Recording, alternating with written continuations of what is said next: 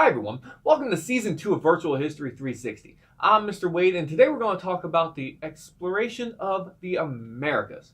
For this unit, we're going to be focusing on the British, Dutch, French, and Spanish, so let's get started.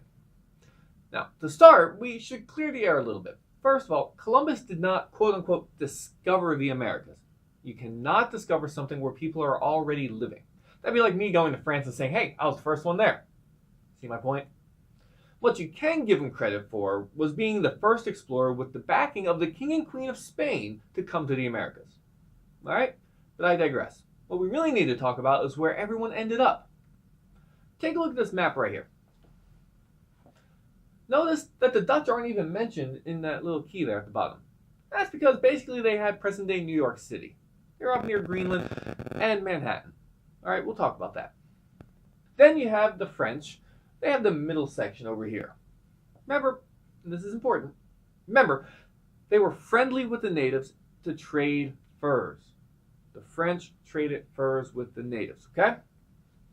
Now, on the East Coast over here, you have England. They were hoping for gold, but they made their money from natural resources. And finally, Spain. They cover Florida, the Southwest, Central America, all the way down into South America. The conquistadors really lived up to their name. Okay? So that is it for the basics of the map. Feel free to replay this section as many times as you need to really drive home that information. But what do you say we talk about something cool? Let's hop in the jet and make our way to St. Augustine.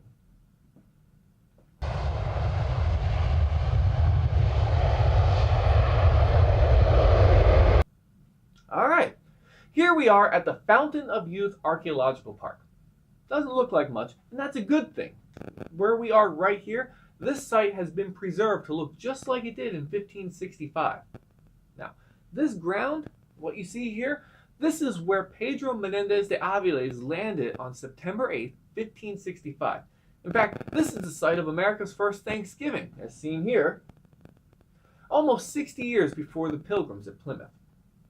But anyway, here's the cool part. You see, Menendez brought his ship. He had his fleet, he had his men. His ship was called the San Pelayo. It was about 905 tons. Here's a model of it. But the French were also in the area at Fort Caroline.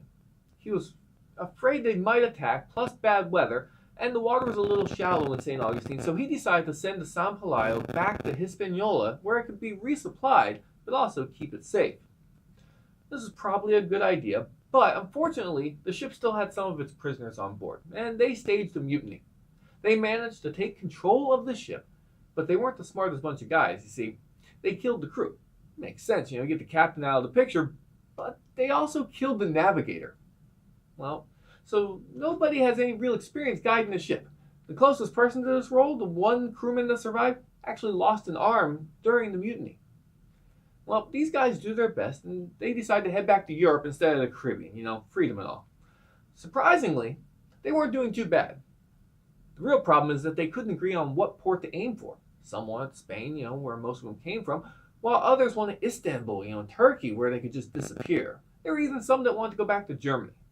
Well, you see the arguments here, right? And here's what happened. They ended up running ashore along the coast of Denmark.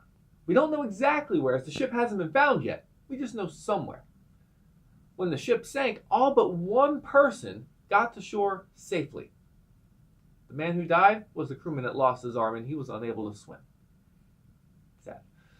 Well, we know all of this, and it's as crazy as it sounds, because a few of the men managed to walk their way all the way back to Spain. Now, I'm sure we're missing a bunch of details, and I can't wait for the ship to be found, then we'll see more. But isn't that a pretty cool story? I mean, the founder of St. Augustine, Pedro Menendez de Aviles, loses his ship, and it ends up sinking in Denmark, of all places.